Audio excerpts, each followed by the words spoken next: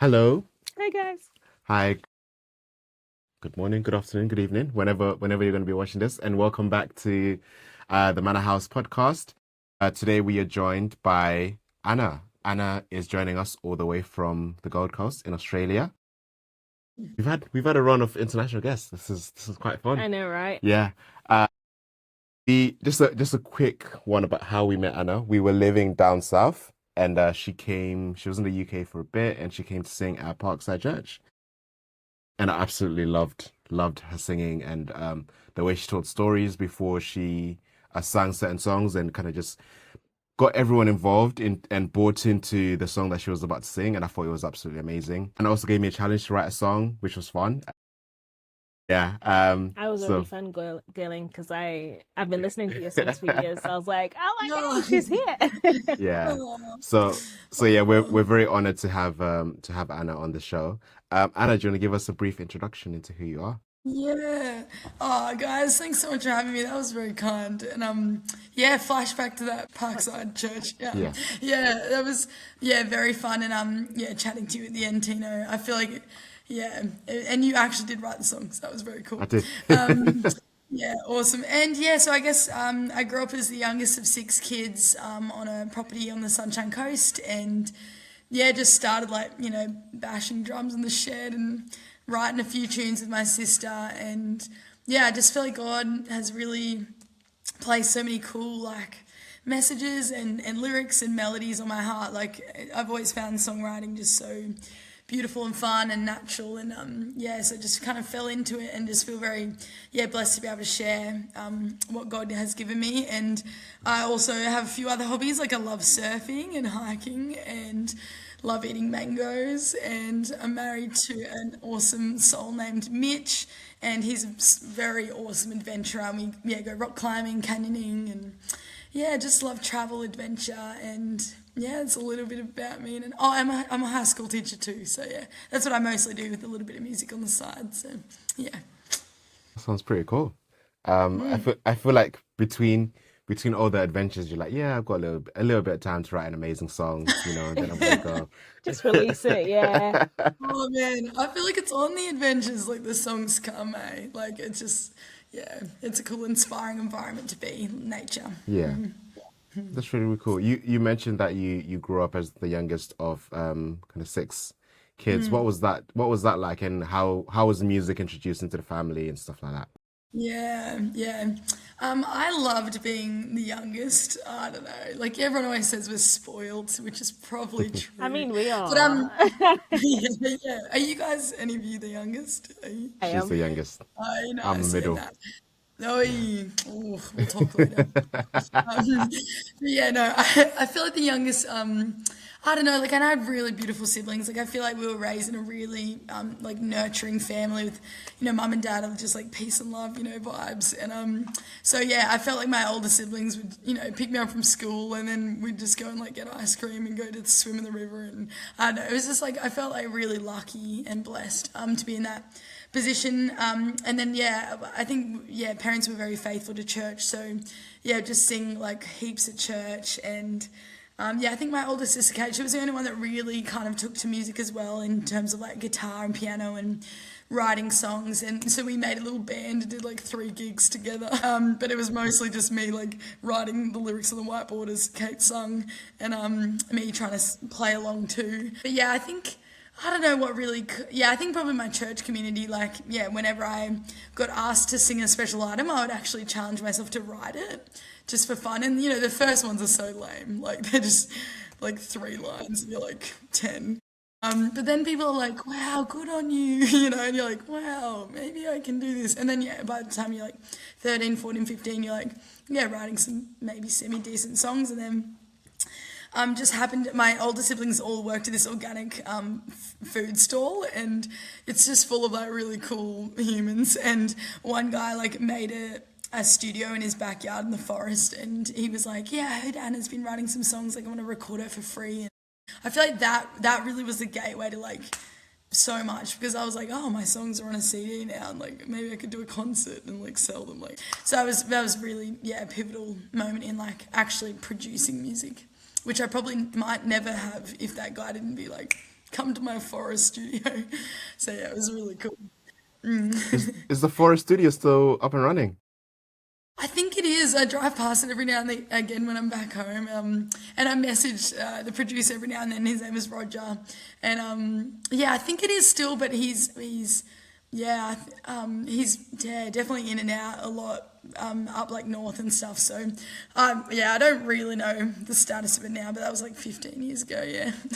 Wow. Oh wow, To be yeah, honest, that's very inspiring for us because also, I don't know if Tina told you, we built a studio in our back garden. So in our garage, like this is where we are now in our yeah, studio. Sick. Oh, you just And nestled amongst the garden. That's cool. literally, like just yeah, in the garage.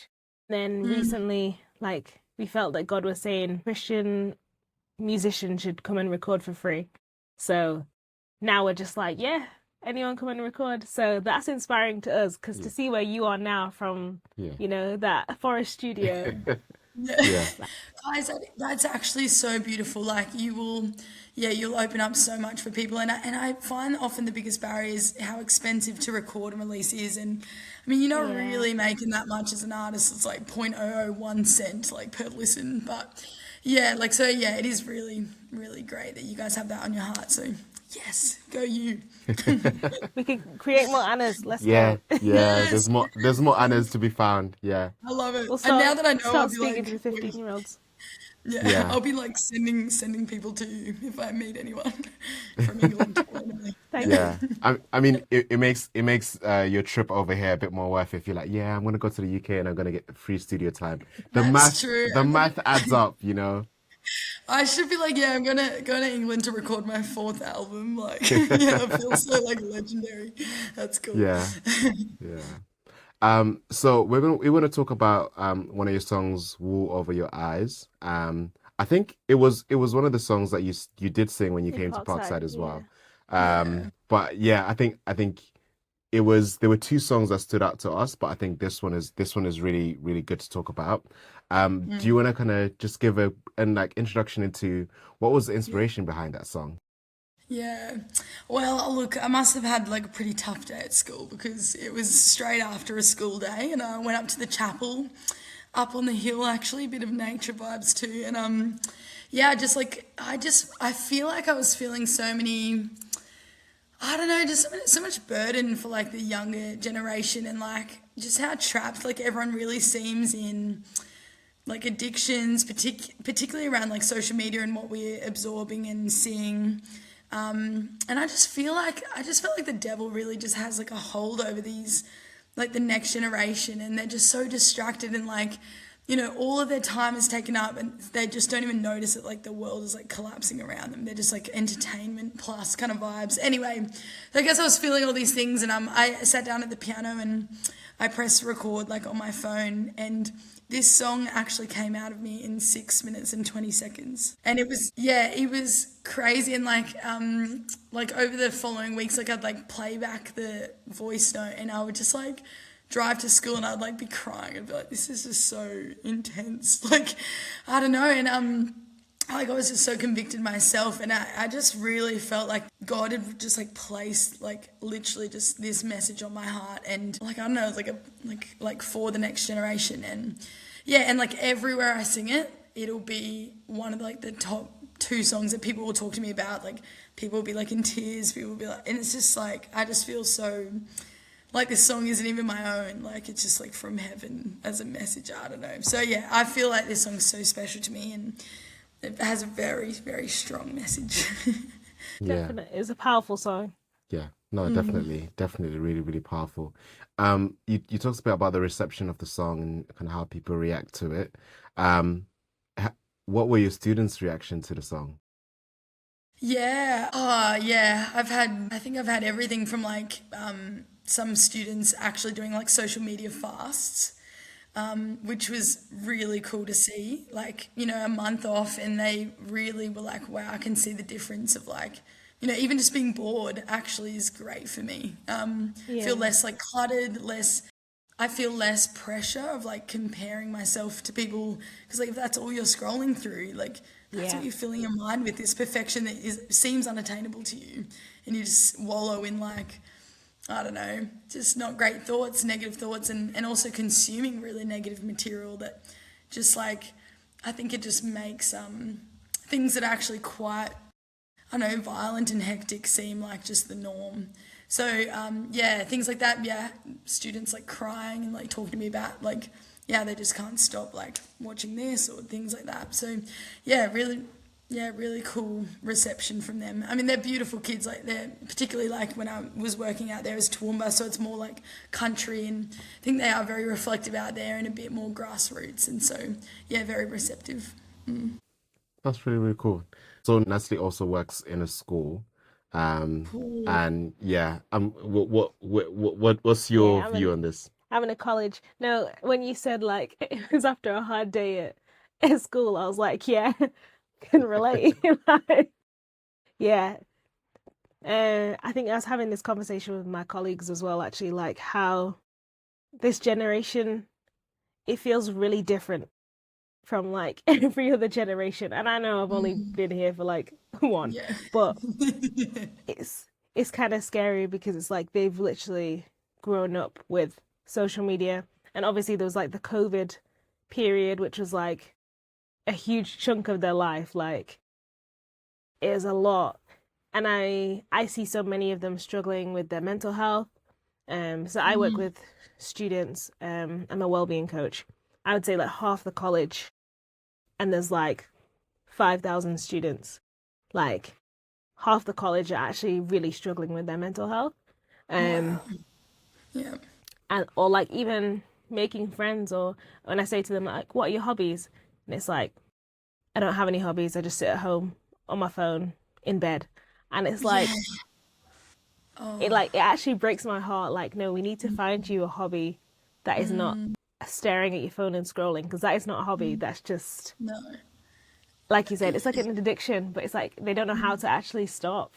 So yeah, Yeah, it's scary. for sure. Like, and I'm finding like I feel like they want to, but like it. Yeah, our society is very geared towards like people really just staying at home these days. But like Mm. even like all the like safety stuff, like it's not safe out there, so just stay in your house. But like I don't know, like I think I think there's always like a bit of risk to actually growth, and like and that might mean like doing harder things and challenging yourselves, and like maybe going multi-day hikes, and yeah, things like that.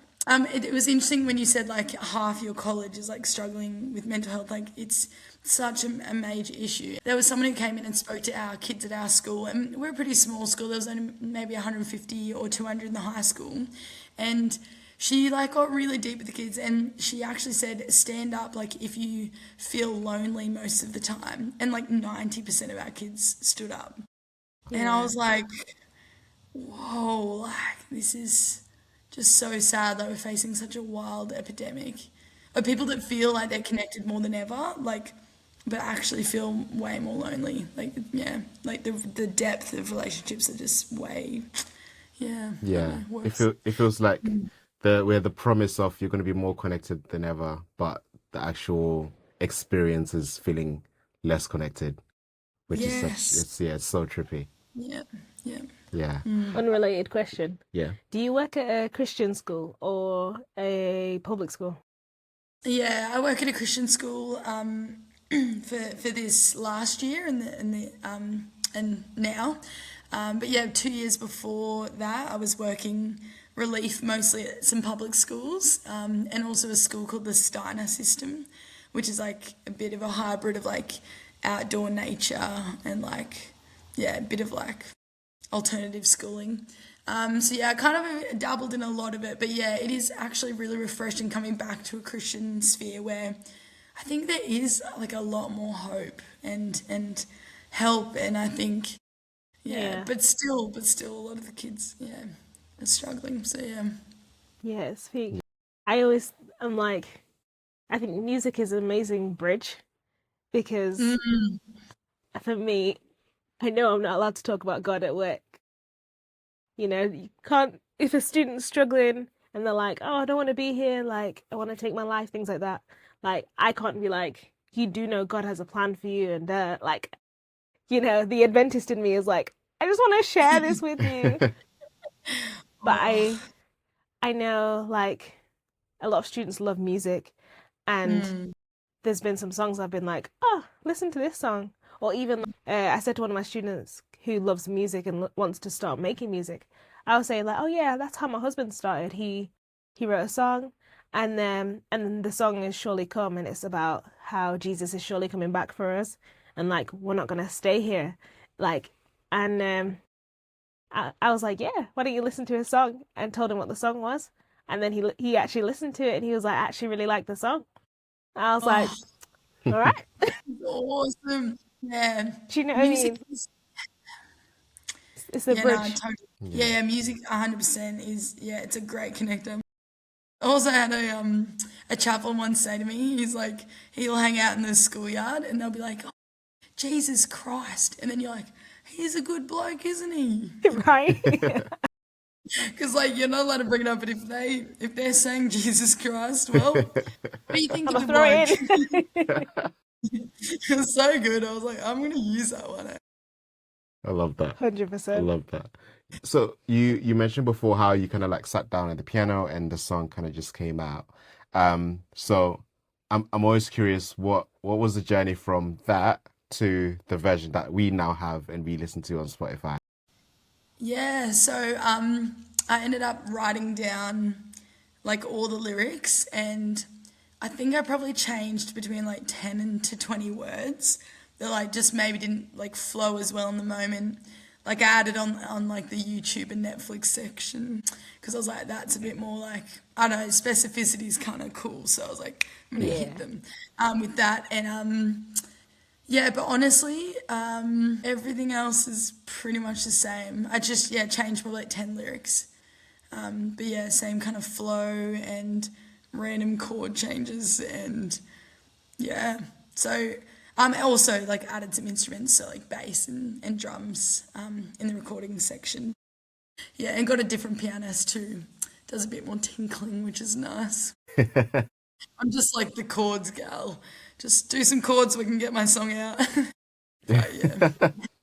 Yeah, what was that collaboration process like in terms of Mm. the actual recording of it? So Mm. I mean, Yeah. was this in the shed or was it somewhere else, you know?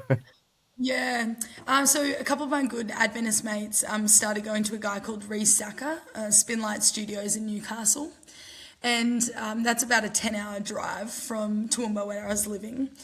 And because I'd done like two albums before, and like one was for free in the shed, and the second one I actually won like some studio time through a competition. And then I had a student that I taught there who was just an incredible songwriter. And I kind of wanted to like give her the mentorship that I'd received like through, Roger helping me. So that it was actually really cool, but we ended up like permission with her family and everything. We all road tripped up to Newcastle and we camped out in an Adventist church and we'd booked a week in the studio with Reese. And we had all of our mates. We had Kevin who played piano, Katie who played guitar. We had a violin cellist come with us, Anna. And yeah, we all just lived there. It was just so fun. And we had a pretty tight schedule. Like I'm pretty big on it costs so much money for like actually if we're paying for it, which we are. He's like such good quality, so we're like, let's do it like really well.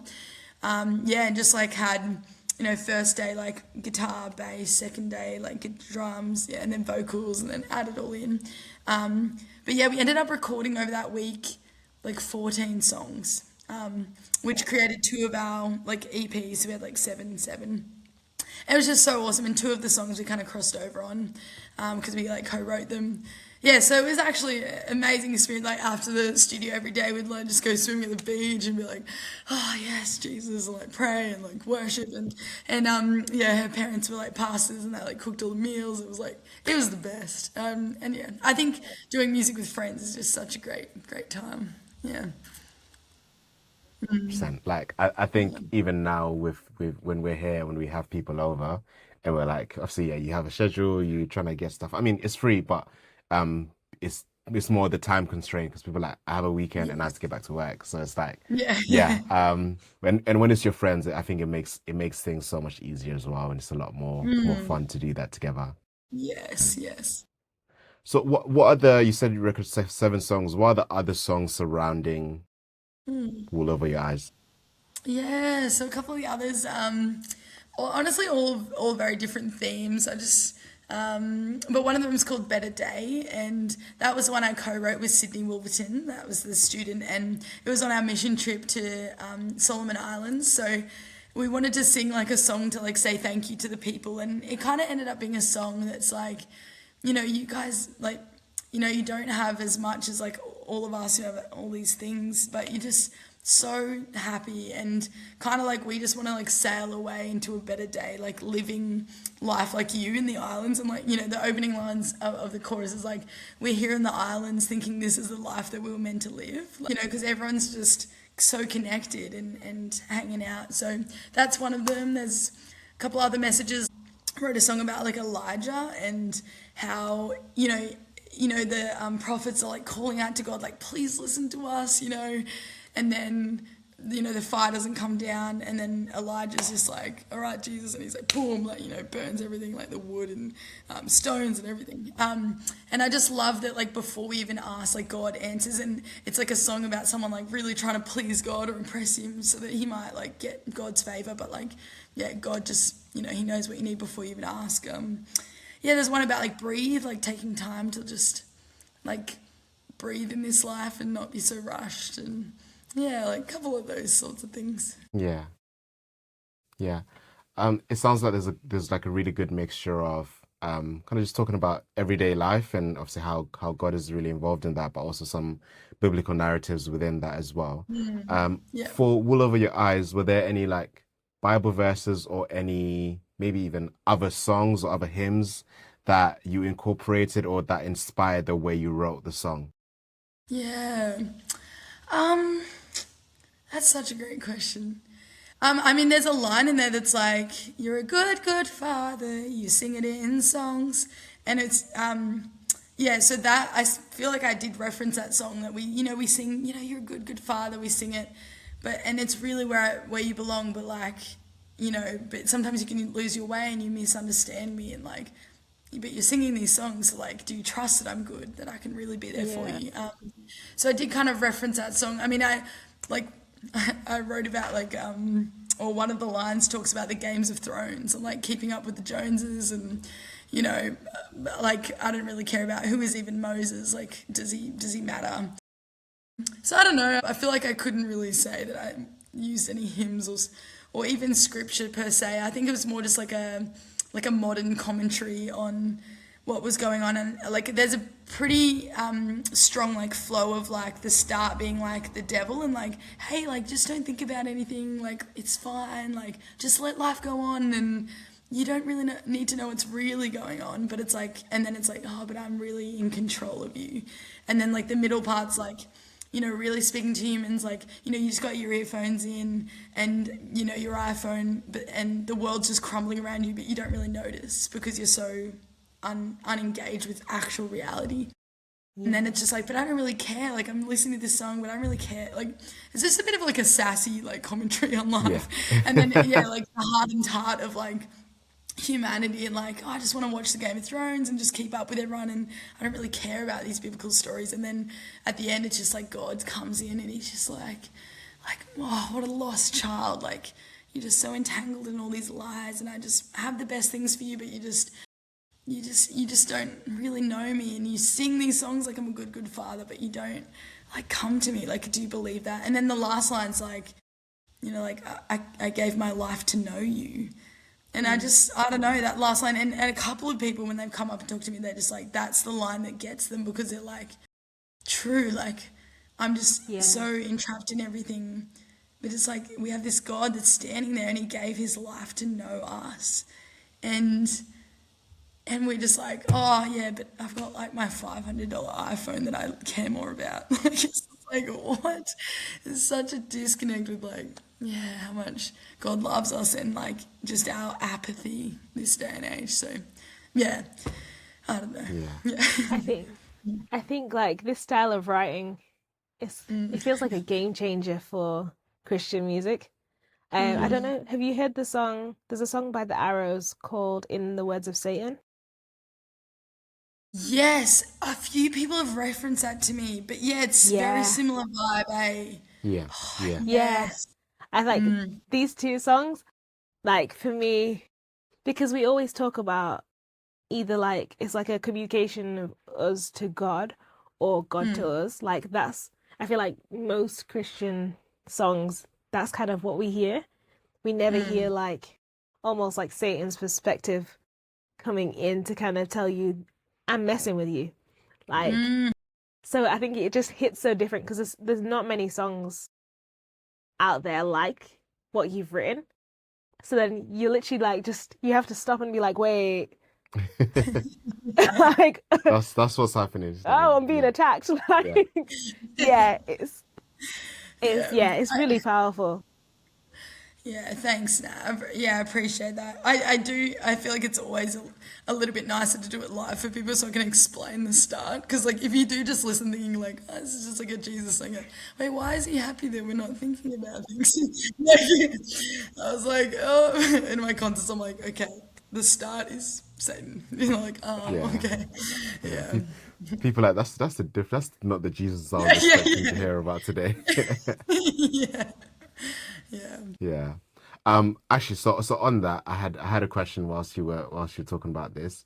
If you had um time machine and your guitar and you could go and play the song for any biblical character, who who do you think needs this message more? Oh, mate, that's such a good one. Oh, I feel like maybe Judas. I feel like Ooh. I don't know, like he was so caught up in like that world, particularly with money, keeping up with the Joneses line probably. But I would love for him to just really like hear the end of the song and like the end of the story. And I feel sad that he missed out on that because yeah, he felt so low that he took his own life. And I think there's such a contrast between like Peter and Judas and like if he'd just given a few more days, like I think he would have been such a powerful yeah, ambassador for God. And so yeah, I don't know, maybe I could catch Judas like the night before it all goes down and just be like, hey buddy. um, yeah, yeah. God, glad to know you. Not yet, but soon, and it means a lot. Yeah. Yeah, Yeah. I like that. I like that. 'Cause, yeah. yeah, sometimes I think like obviously we have stories of biblical characters and they inspire us and they have messages for us. Yeah, but I also think like God is giving you messages and He's giving you Mm, like a word to speak to other people. Even though sometimes I'm just like you're just like, oh, this is just my song and that's it. But it's actually no, your yeah, song has inspired so many people, and I always yeah. wonder like what biblical character could have used a certain message that maybe has come later. That is such a good thought, Tino. If you don't make a song about it, I think I will. So you should. What would you say to Jacob if you could? Like, what would you say to Joseph if you could? Ah, it's such a Yeah, good concept. yeah, I I feel like think I about that. sense a collaboration yeah, coming, Yeah. yeah. We Yes, let's do yes. it. Maybe I do have to Yeah. come to England soon. Yeah, you do. And to be honest, the reason why I had this question for this particular interview is because you have a song responding to a biblical A narrative. reply to Ecclesiastes. Yes. Yes. Reply to Ecclesiastes. That is true. That is true. Wow, I'm pretty bold, aren't I? No, I'll tell you what to think, David. No, Solomon, Oh man, that's so funny. Can That's I just true. say that song Yes. is one of my favorite songs, and my friends we were talking about it actually the other day because I Oh, mentioned you, and they were like, "Oh my days," because like three of my favorite artists are on the same song. no way. Yeah, Kemi and Cal, mate, they're a beautiful, beautiful bunch. Yeah, I was so blessed to write that song with Kemi, and that was another one that kind of came quickly for us. Like yeah, just spent a day. The next day we were booked in to record a collab together, and we hadn't written it yet. And then the day before we're like, Right, Jesus. We spent like a whole day in a church, just like on the ground with our Bibles and the pens and the piano. And yeah, I just feel so, yeah, blessed by what God placed in our heart. Like, yeah, yeah. Oh. Praise God. Yeah, I love There's that. there's a Sabbath sing along that happens. Yeah. So I knew you and I knew Kemi. Oh, not new, but I listened Yeah, to you yeah, guys for like ages. yeah. And my mum always watches Sabbath sing along like Friday night. And then she introduced Callum and I was like, who's Callum? But I think Callum's her was it nephew? Yes, yeah, yeah. Yeah. Auntie Sandra is, yeah, Cal. And Yeah. then yeah. I was like, who's Callum? And then all of a sudden like, music and I was like I said into all my friends who loved you guys, I was like, right, so Yeah. we've got another one to start releasing. It's Like, so good. love that. Oh, it's so good. Yeah, I Yeah. love that. I just spent because I live in the Goldie now, and Cal lives in Brizzy. I've lived away for like 8 years, so yeah, we actually spent last Sabbath just writing a song together. So yeah, you'll see some collabs between me and Cal soon as well. So We love yeah, that. I love that. I love Keep oh, that. them it's so coming. good. Yes, I feel like yes, that's we this will. is also a wonderful segue, Yeah. Leslie. So, our last question is who would you like us to interview next? Or okay, my question is, can I pick two because I cannot split them? I mean, you can pick five You if you can pick want. as many as you want. It just means we have more people to message that hi, Anna recommended you, so and That's good. they're more likely to be like, yeah, sure, because Anna Yeah, recommended. that's good. And I will recommend you as well, so that they'll be like, Thank you. okay, they'll be ready for it. But yeah, honestly, I literally was gonna say, yeah, Kemi Agendi, who you obviously know, who I collab with quite a bit, and then yeah, Callum Enterman, who is just phenomenal and is releasing, I think, very very soon, like a little Hymns album. revamped hymns album. Yeah, that some of them are just so so well done. Real cool jazz vibes. So yeah, Callum Enterman, Kemi Agendi, please, I'd love you to Yes. interview And them. what songs in particular would you want from? Kemi, man, she has been pumping out songs left, right, and centre the last year. There's so many that I love. I think, oh man, it'd be a toss up with like, I love Stay. I love Around the Bend. I love Dust. I love How Can I.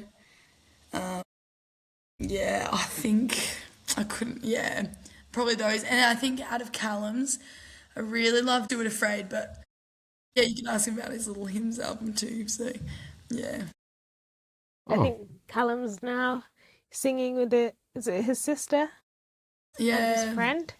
yeah. So now Phoebe I and think Ellie. is it Yeah. a tone trio, I think. Yes, a tone trio. Yeah, so they're Yeah. yeah going to start releasing a few things together. Yeah, beautiful harmonies, beautiful jazz vibes. Yeah. Yeah, and Kemi, man, she's just on fire these days. Like I feel like she's releasing like 5 songs a month. Just wow. like, yeah, she really Honestly, just yeah.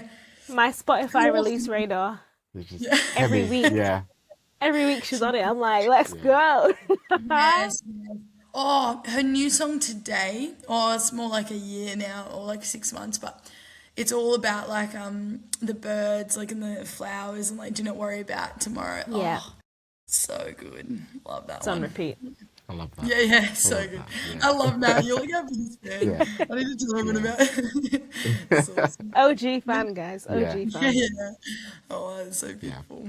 Thank But you. yeah, we'll definitely reach out to them and hopefully we'll get them on the podcast. Yeah. But Anna, thank you so much for taking time out to chat to us. We're definitely looking forward to whenever you hop over to not so sunny Doncaster. um, Maybe in summer. yeah, Yeah, no, yeah, we'll have a only. jumper and we'll have the heating on for you. Uh, And we'll yeah, come Really and visit appreciate it. you and learn how to Oh, surf. yes, please. I've got a spare board. I'd love to show you guys around. But yeah, and thank you so much, Tino, and Nat. Blessings in your life, and especially at school, Nat. Well-being, such a beautiful space, and yeah, Tino, just pumping everyone through the studio. That's awesome. and your other Yeah, life that yeah. I'm sure you have. But yeah, I it's have easy. my other life is very boring. I look at Excel data for like 8 hours a day, and then I'm like, oh Oh, yeah, studio. It's wow, like a yeah, nice thing yes. to do. Yeah, Oh, bless, yeah, bless you. You need all the yeah, prayer. yeah, yeah. Oh yes. And the last thing before we go, we always want to shout out our channel sponsor. So Natalie's older sister has a fashion brand and she makes Thanks. these types of designs. So I'm wearing Love it. this is Jesus Chose Me. So it's got cross, three Nice. nails, and just me. So yeah, you guys Beautiful. can check out her stuff. And yeah, what I'm gonna try do is try start like whenever people come, if you have an in-person interview, you're gonna get a jumper. That's my Yes. that's my incentive for anyone who wants to come in person. Yes, So you yeah, really will have a jumper waiting for me. I'm I will ready. have a jumper waiting for you, Anna. Yeah, but thank you so much, and everybody, we'll see you in the next one. See ya.